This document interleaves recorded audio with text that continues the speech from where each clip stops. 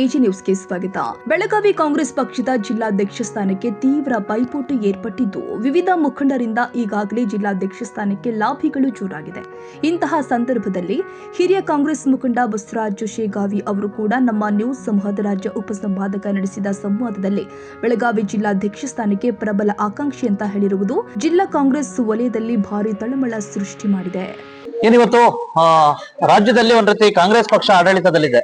ಇಂತಹ ಸಂದರ್ಭದಲ್ಲಿ ವಿಶೇಷವಾಗಿ ಮಾನ್ಯ ರಾಜ್ಯಾಧ್ಯಕ್ಷರು ಆಗಿರ್ತಕ್ಕಂಥ ಡಿ.ಕೆ. ಶಿವಕುಮಾರ್ ಅವರು ಒಂದ್ ರೀತಿ ಮುಖ್ಯಮಂತ್ರಿ ಆದ್ಮೇಲೆ ಸಾಕಷ್ಟು ಒಂದ್ ರೀತಿ ಜಿಲ್ಲಾ ಪದಾಧಿಕಾರಿಗಳ ಹೊಸ ಜಿಲ್ಲಾ ಪದಾಧಿಕಾರಿಗಳ ನೇಮಕಕ್ಕೆ ಸಾಕಷ್ಟು ಒಂದ್ ರೀತಿ ವೀಕ್ಷಕರಾಗಿ ನೇಮಕ ಮಾಡಿದ್ದಾರೆ.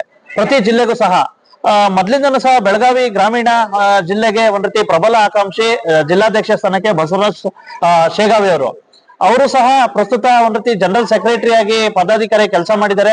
ಮತ್ತೆ ರಾಜ್ಯ ಒಂದ್ ರೀತಿ ಕಾರ್ಯಕಾರಿಣಿಯಲ್ಲೂ ಇದ್ದಾರೆ. ಅವರು ಸಹ ಈ ಬಾರಿ ಆಕಾಂಕ್ಷಿಯಾಗಿದ್ದಾರೆ. ಬನ್ನಿ ಅವ್ರೇನ್ ಹೇಳ್ತಾರೆ. ಸರ್ ನಮಸ್ತೆ.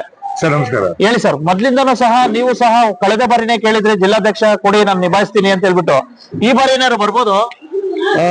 ಈಗ ಮೊದ್ಲಿಂದಲೂ ನಾನು ಕಾಂಗ್ರೆಸ್ ಪಕ್ಷದಲ್ಲಿ 35 ವರ್ಷಗಳಿಂದ ಕೆಲಸ ಮಾಡ್ತಾ ಇದ್ದೀನಿ.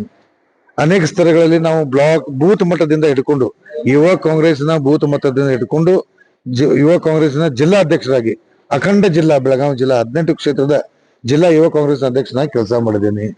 ಆಮೇಲೆ ಜಿಲ್ಲಾ ಕಾಂಗ್ರೆಸ್ನ ಜನರಲ್ ಸೆಕ್ರೆಟರಿ ಕೆಲಸ ಮಾಡಿದ್ದೀನಿ. ಸ್ಟೇಟ್ ಕೋಆರ್ಡಿನೇಟರ್ ಆಗಿ ಕೆಲಸ ಮಾಡಿದ್ದೀನಿ. ಎಲ್ಲ ಸ್ತರಗಳಲ್ಲಿ ಕೆಲಸ ಮಾಡಿ ಅನುಭವವನ್ನು ನಾನು ಹೊಂದಿದ್ದೀನಿ, ಕೆಲಸ ಮಾಡಿದ್ದೀನಿ ಸರ್ ಎಲ್ಲ ಸ್ತರದಲ್ಲಿ. ಹೀಗೆ 33 ವರ್ಷಗಳ ಹಿಂದಿನಿಂದನೂ ಈ ಪ್ರಕ್ರಿಯೆ ಸ್ಟಾರ್ಟ್ ಆಗಿತ್ತು. ಈಗಿರ್ತಕ್ಕಂಥ ನಮ್ಮ ಬೆಳಗಾವಿ ಜಿಲ್ಲಾ ಅಧ್ಯಕ್ಷರಂತ ಶ್ರೀ ವಿನಯ್ ನಾವಲಗಟ್ಟಿ ಅವರು ಈಗ 11 ವರ್ಷದಿಂದ ಕೆಲಸ ಮಾಡ್ತಾ ಇದ್ದಾರೆ. ಅವರು ಒಳ್ಳೆ ಕೆಲಸ ಮಾಡ್ತಾ ಇದ್ದಾರೆ. ಆದ್ರೆ ಕಾಂಗ್ರೆಸ್ನ ನಿಯಮಾನುಸಾರ ನಮ್ಮಲ್ಲಿ 3 ವರ್ಷ ಹಿಂಗೂ ಕೊಡ್ತಾ ಇರ್ತಾರೆ. ಈಗ ಅವ್ರದ್ದು ಡ್ಯೂ ಆಗಿದೆ. ಆದ ಕಾರಣ ನಾವು ಅಧ್ಯಕ್ಷ ಸ್ಥಾನಕ್ಕೆ ಪೈಪೋಟಿಯನ್ನು ನಾವು ಮಾಡಿದ್ದೀವಿ. ಈಗ ಕೆಲವು ದಿನಗಳಿಂದ ಕೇಳಿ ಬರ್ತಾ ಇತ್ತು, ದಿಲ್ಲಿಯಿಂದ ಅಬ್ಸರ್ವರ್ಗಳನ್ನು ನೇಮಿಸಿದ್ದಾರೆ. ಬೆಳಗಾವಿಗೆ ಮನೋಜ್ ಚೌಹಾಣ್ ಅಂತ ಹೇಳಿ ಒಬ್ಬರು ನೇಮಿಸಿದ್ದಾರೆ. ಬೆಳಗಾವಿ ರೂರಲ್ ಮತ್ತು ಬೆಳಗಾವಿ ಸಿಟಿ. ಅವರು 20ನೇ ತಾರೀಕಿನ ದಿವಸ ಬೆಂಗಳೂರಲ್ಲಿ ಒಂದು ಮೀಟಿಂಗ್ ಇದೆ. ರಾಹುಲ್ ಗಾಂಧಿ ಅವರು ಇದಕ್ಕೊಂದು ಕಾರ್ಯಕ್ರಮಕ್ಕೆ ಹೆಸರಿಟ್ಟಿದ್ದಾರೆ, SSP ಅಂತೇಳಿ. ಲಾಂಗ್ ಫಾರ್ಮ್ ಹೇಳ್ತೀನಿ. SSP ಅದನ್ನ ಓಪನ್ ಮಾಡಿಕೊಂಡು ಅವರನ್ನ ಜಿಲ್ಲಾ ಸ್ತರಗಳಲ್ಲಿ ಒಂದು ಜಿಲ್ಲೆಗೆ ಒಬ್ಬರ AICC ಸೆಕ್ರೆಟರಿ ನೇಮಕ ಮಾಡಿದ್ದಾರೆ. ಅವರು ಜಿಲ್ಲೆಯಲ್ಲಿ ಬಂದು 7 ದಿನ ಇಲ್ಲೇ ಉಳಿದುಕೊಂಡು ಇಲ್ಲಿ ಇರ್ತಕ್ಕಂಥ ಯಾರು ಆಕಾಂಕ್ಷಿಗಳಿದ್ದಾರೆ ಅವರ ಬಗ್ಗೆ ತಿಳ್ಕೊಂಡು, ಅವರ ಬಗ್ಗೆ ಕೇಳ್ಕೊಂಡು, ಆ ತಾಲೂಕುಗಳಲ್ಲಿ ಸಂಚರಿಸಿ ಯಾರು ಪ್ರಬಲರಾಗಿದ್ದಾರ, ಯಾರು ಕಾಂಗ್ರೆಸ್ನ ಕಾರ್ಯವೈಖರಿ ಮಾಡಿದಾರ, ಯಾರು ಎಷ್ಟು ವರ್ಕ್ ಮಾಡಿದಾರ ಅನ್ನೋದು ಡಿಟೇಲ್ ಆಗಿ ತಿಳ್ಕೊಂಡು ಆ ವರದಿಯನ್ನ AICCಗೆ ಒಪ್ಪಿಸ್ತಾರೆ. ಅದ್ರ ಅನುಗುಣವಾಗಿ ಅವರ ಜಿಲ್ಲಾ ಅಧ್ಯಕ್ಷರನ್ನು ನೇಮಕ ಪ್ರಕ್ರಿಯೆ ನಡೆದಿದೆ. ಆ ನಿಟ್ಟಿನಲ್ಲಿ ನಾನು ಅನೇಕ ಸ್ತರಗಳಲ್ಲಿ ಕೆಲಸ ಮಾಡಿದ್ದೇನೆ. KPCC ಅವರು ಕೊಟ್ಟಂತ ಎಲ್ಲ ಕಾರ್ಯಗಳನ್ನು ನಾನು ಸಕ್ಷಮವಾಗಿ ನಿಭಾಯಿಸಿ ಹೆಸರು ಗಳಿಸಿಕೊಂಡಿದ್ದೇನೆ. ಮತ್ತೆ ಜಿಲ್ಲಾ ಅಧ್ಯಕ್ಷ ಆಗ್ಲಿಕ್ಕೆ ನಾನು ಬಹಳ ಸಕ್ಷಮ ಅಂತ ನನ್ನ ಪ್ರತಿ ನಾನು ತಿಳ್ಕೊಂಡಿದ್ದೀನಿ. ಅದಕ್ಕಾಗಿ ನಾನು ಎಲ್ಲ ಜಿಲ್ಲೆಯಲ್ಲಿ ಇರ್ತಕ್ಕಂಥ ನನ್ನ ಎಲ್ಲ ಬಾಂಧವರಲ್ಲಿ ಕೈ ಮುಗಿದು ಕೇಳ್ಕೊತಾ ಇದ್ದೀನಿ. ನನ್ನ ಕಾರ್ಯವನ್ನ ತಾವು ನೋಡಿದ್ದೀರಿ, ನನ್ನ ಕೆಲಸವನ್ನ 35 ವರ್ಷಗಳನ್ನು ನೋಡಿದ್ದೀರಿ.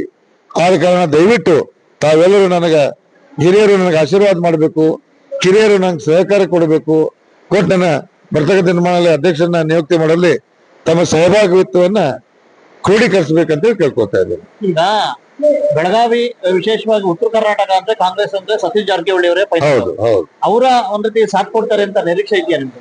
100% ಸಾಥ್ ಕೊಡ್ತಾರೆ. ಅವ್ರು ಯಾವಾಗೂ ಯಾರು ಕೆಲಸ ಮಾಡ್ತಾರ, ಯಾರ ಪಕ್ಷದ ಬಗ್ಗೆ ಒಲವಿದೆ, ಯಾರ ಪಕ್ಷದ ಬಗ್ಗೆ ನಿಷ್ಠಾವಂತರಿದಾರ, ಅವ್ರ ಬಗ್ಗೆ ಅವ್ರ ಒಲವು ಯಾವಾಗೂ ಇದ್ದೇ ಇದೆ. ಅಲ್ಲ, ಈಗ ಹಿಂದೆ ಲಕ್ಷ್ಮೀ ಹೆಬ್ಬಾಳ್ಕರ್ ಇದ್ರು, ಆನಂತರ ಇವರಾದ್ರು, ವಿನಯ್ ನಾವಲಗಟ್ಟಿ ಆದ್ರು. ವಿಶೇಷವಾಗಿ ಆನಂತರ ಈಗ ನಿಮ್ದಕ್ಕೆ ಎಷ್ಟು ಜನ ರೇಸಲ್ಲಿ ಇದ್ದೀರಾ? ಎಷ್ಟು ಜನ ಆಕಾಂಕ್ಷಿಗಳು? ನನಗೆ ಮೊನ್ನೆ ಬಂದಂತ ಒಂದು ವಿಚಾರವಾಗಿ 3 ಮಂದಿ ರೇಸ್ ನಲ್ಲಿ ಇದೀವಿ ಅಂತ ಹೇಳಿದ್ರು. ಬಟ್ ಓಕೆ, ಅವರು ನೋಡ್ರಿ, ಪ್ರಜಾಪ್ರಭುತ್ವದಲ್ಲಿ ಎಲ್ಲರಿಗೂ ಪಾರ್ಟಿಸಿಪೇಟ್ ಮಾಡೋದಾಗ್ಲಿ, ಅದು ಯಾವುದೇ ರೀತಿಯ ಚುನಾವಣೆಗಳು ಬಂದ್ರು ಪಾರ್ಟಿಸಿಪೇಟ್ ಮಾಡುವಂತದ್ದು ಎಲ್ಲರಿಗೂ ಅಧಿಕಾರ ಇದ್ದೇ ಇರುತ್ತೆ. ಎಲ್ಲರಿಗೂ ಓಪನ್ ಇದೆ. ಇದು ಯಾರು ಬೇಕಾದ್ರೂ ಕೇಳ್ಬೋದು. ಅದ್ರಲ್ಲಿ ನಾನು ಒಬ್ಬನ ಇಲ್ಲಿ ಕೆಲಸ ಕಾರ್ಯಗಳು, ಪಕ್ಷಕ್ಕಾಗಿ ದುಡಿದಂತ ಕೆಲಸ ಕಾರ್ಯಗಳು ಮುನ್ನೆಲೆಗೆ ಬರ್ತವೆ. ಅದನ್ನ ನೋಡಿ ಅವ್ರು ಸೆಲೆಕ್ಟ್ ಮಾಡ್ತಾರೆ. ಈಗ ಒಟ್ಟಾರೆ ಏನಪ್ಪಾ ಅಂದ್ರೆ ಕೊನೆವರೆಗೂ ನಿಮ್ ಪ್ರಯತ್ನ ಬಿಡಲ್ಲ. ನಾ 100% ಬಿಡಲ್ಲ. ಒಂದ್ ನನಗೆ ವಿಶ್ವಾಸನೂ ಇದೆ, ಸಿಕ್ಕೇ ಸಿಗುತ್ತೆ. ಎಲ್ಲರೂ ನನಗೆ ಆಶೀರ್ವಾದ ಮಾಡ್ತಾರೆ, ಎಲ್ಲರೂ ನಂಗೆ ಸಹಕಾರ ಕೊಡ್ತಾರೆ, ನಾನು ಅಧ್ಯಕ್ಷ ಆಗ್ತೇನೆ ಅನ್ನೋದು ನಂಗೆ ಮನದಟ್ಟಾಗಿ ನಾನು ಹೇಳ ಬಯಸ್ತಾ ಇದ್ದೀನಿ. ಧನ್ಯವಾದಗಳು. ಥ್ಯಾಂಕ್ ಯು, ಧನ್ಯವಾದ. ಕನ್ನಡಿಗರ ಮೆಚ್ಚಿನ ನಿಮ್ಮ AJ 24/7 ನ್ಯೂಸ್ ಕನ್ನಡ ವಾಹಿನಿ ಇದೀಗ ಟಿವಿಯಲ್ಲಿ ಲಭ್ಯ. ಒಂದು ವೇಳೆ ನೋಟಿಸ್ ಕೊಟ್ಟಿದ್ರೆ ವಾಪಸ್ ತಗೋತೀವಿ. ಇವತ್ತು ವಕ್ಫ್ ಪ್ರಾಪರ್ಟಿ ಅಂತೇಳಿ ಬರ್ತದೆ ಅಂತ ಹೇಳಿದ್ರೆ ರೈತರು ಬೀದಿಗೆ ಬಂದ್ರೆ ಏನ್ ಮಾಡ್ಬೇಕಾಗತ್ತೆ?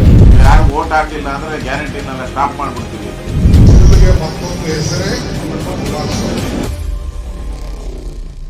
ಕರ್ನಾಟಕ ಮತ್ತು ದೇಶ ವಿದೇಶ 360 ಡಿಗ್ರಿ ಸುದ್ದಿ ಹಾಗೂ ಉತ್ತರ ಕರ್ನಾಟಕ, ಬೆಳಗಾವಿ, ಬಾಗಲಕೋಟೆ, ಧಾರವಾಡ, ಹಾವೇರಿ, ಗದಗ, ಬಿಜಾಪುರ ಜಿಲ್ಲೆಯ ಕ್ಷಣ ಕ್ಷಣದ ವಿವರವನ್ನ ಪಡೆಯುವುದಕ್ಕೆ AJ 24/7 ನ್ಯೂಸ್ ಕನ್ನಡ ವಾಹಿನಿಯನ್ನ ಲೈಕ್ ಮಾಡಿ, ವಿಡಿಯೋಗಳನ್ನ ಶೇರ್ ಮಾಡಿ, ಕಮೆಂಟ್ ಮಾಡುವ ಮೂಲಕ ನಮ್ಮ ವಾಹಿನಿಗೆ ಸಹಕಾರ ನೀಡಿ ಮತ್ತು ಚಾನೆಲ್ ಅನ್ನ ಸಬ್ಸ್ಕ್ರೈಬ್ ಮಾಡಿ.